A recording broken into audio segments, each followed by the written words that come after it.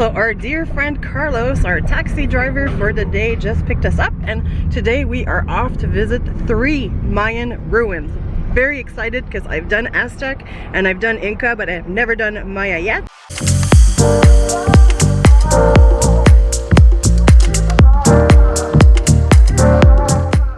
So let me read to you the names of the ruins we're going to see. We're going to Kohunlich, we're going to Dzibanché and to Kinichná. Now it's an interesting tour because they're really in very separate directions. There's like, one is 50 kilometers north, no sorry, one is 68 kilometers southwest, one is about 81 kilometers west, and the other one is about 1 kilometer from there. So it's going to be a 6-hour tour, and we're really excited because these ruins are really small. We might be the only people there, or there's going to be like very little people. So yeah, aren't we excited? We are excited. Yeah, I can't wait. I love the opportunity to really see what the country view looks like as we drive to our first archaeological site.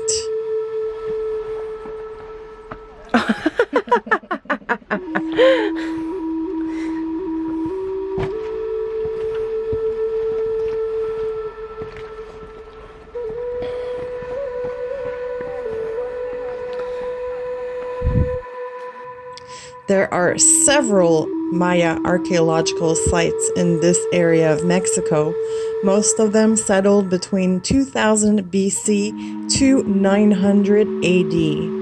Many were first discovered in the early 1900s, and plenty remain waiting to be excavated.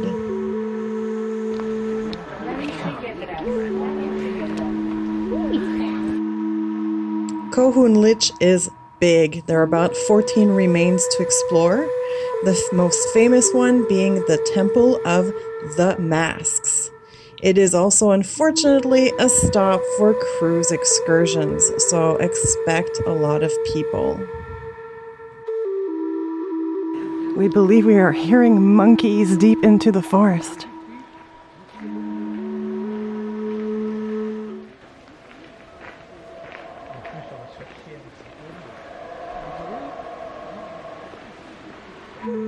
We were very happy to leave and head to Dzibanché and Kinichná because we were the only people there.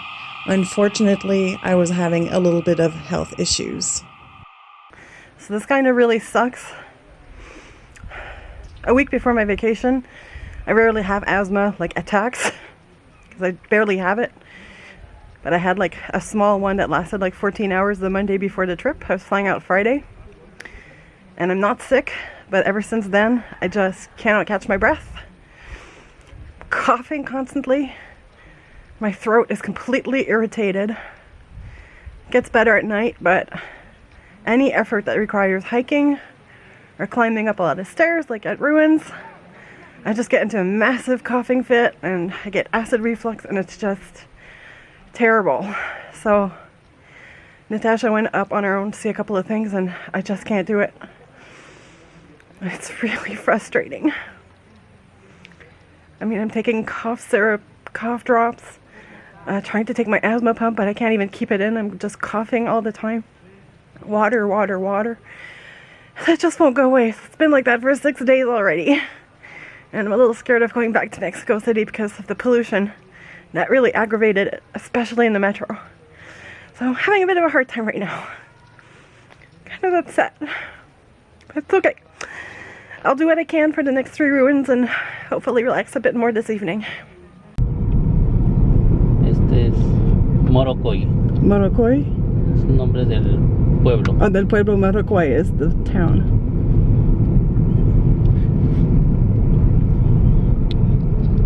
So this is the beginning of our second site, Dzibanché.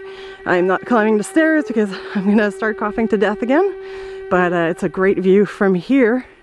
I don't know, Natasha, are you climbing up? Okay, so we'll watch Natasha go up. So this is a chiclet tree, the actual tree where gum started. And Carlos is going to show us. It's inside the fruit. I'm assuming.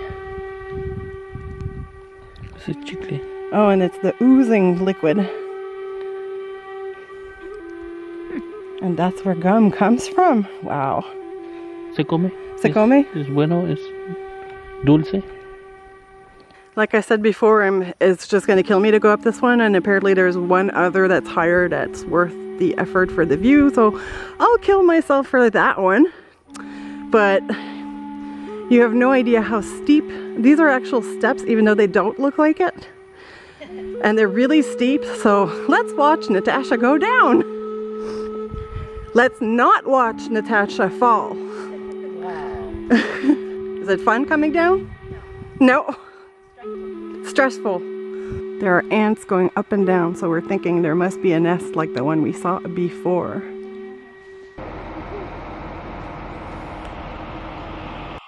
And here is the temple of the Buho, or the temple of the owl. This one is not the highest, but the highest with the best view.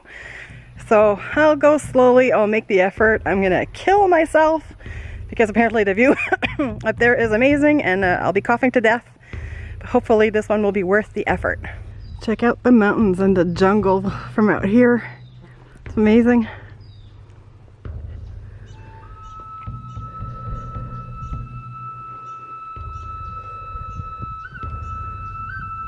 I cannot see my screen with the sun, but hopefully it's zoomed in properly and you can see the ants.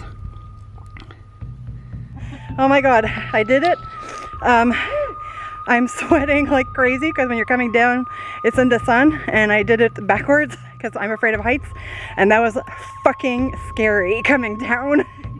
And my shoes are kind of slippery, but I'm still alive, so I did it.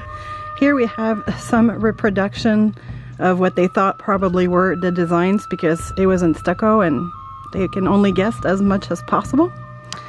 And the section over there apparently represents the door to another world. In other words, where you would go once you die. So our guide just told us there's like some red and green. That is original paint. And we asked them how they made the pigmentation. For the red, it's blood from sacrifices. The green is also a mixture of blood and some of the leaves from the green trees. And he said there were more victims of, what do you call them? Sacrifices? There were more sacrifices done by the Mayans than the Aztecs. So imagine how much blood it takes to paint temples. This is the tallest temple here. Este es el templo de... All right, we found a name. So this is the Temple of Toucans. Apparently there are some around. He's showing us a captive. Un brazo.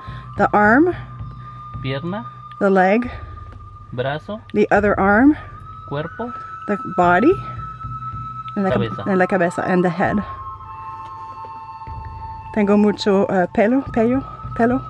Estos representan su pelo. Sí. So they had long hair. And there's a couple of carvings here. Y es original? Sí. Sí. Original. So these are the original ones. Here we have another head mask. And very rare down here. If I can find it. Right there. It's the actual original stucco. A little bit of it left from the 16th century. Check out this tree. Part of it fell and all the branches and roots are just hanging. So we have another theory that they're moving trees. Start off in one place and make roots and move along the way slowly over time. If you think that is the correct answer, or if you have a better answer, write a comment down below. Somebody is blocking our way.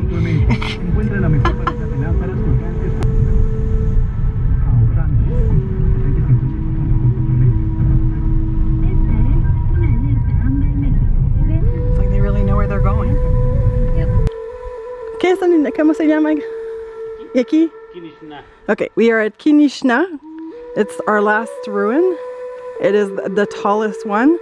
I don't know if you can see Natasha somewhere between the second and the third level. There are 3 levels in all. It's so big, you cannot get it into the whole entire camera. It's really amazing. It's surrounded by beautiful, lush trees, and total quiet.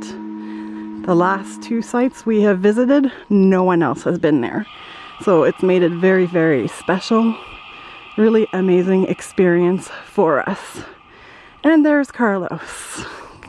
This is how the Mayans climbed up. They climbed in zigzags. We're getting a demonstration. Y es más fácil en el zigzag? So it's easier doing it in a zigzag.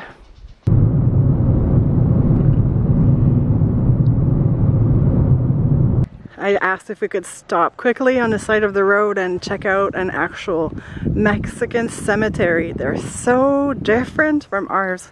They're so well kept and full of colors. So he was telling me, like, the colored ones with tiles are obviously newer, but there's some more older ones. There are some older ones as well. Like, I think if you can see it right here, there's one with a rusted cross. That one is older.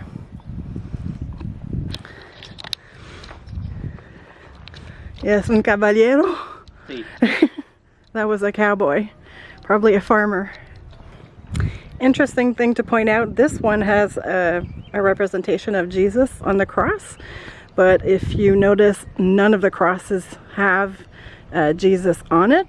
The reason they do that is because when the Spaniards arrived and tried to convert the Incas or the Aztecs to the Christian religion, they decided to just show the cross, not with a Christ on it, because here they do so many sacrifices in the name of the gods, they didn't want to confuse them. So you'll mostly find crosses without Jesus. It was a long day and we were starving. Carlos offered to stop at a local little restaurant right on the side of the road. And it's a meal that we will not soon forget. Find out why next week in the next video. So we're stopping in a very local restaurant to eat. So we just got back home. I just wanted to show you a bit of the view from the roof where we're staying, and you can see the lake a little bit back there.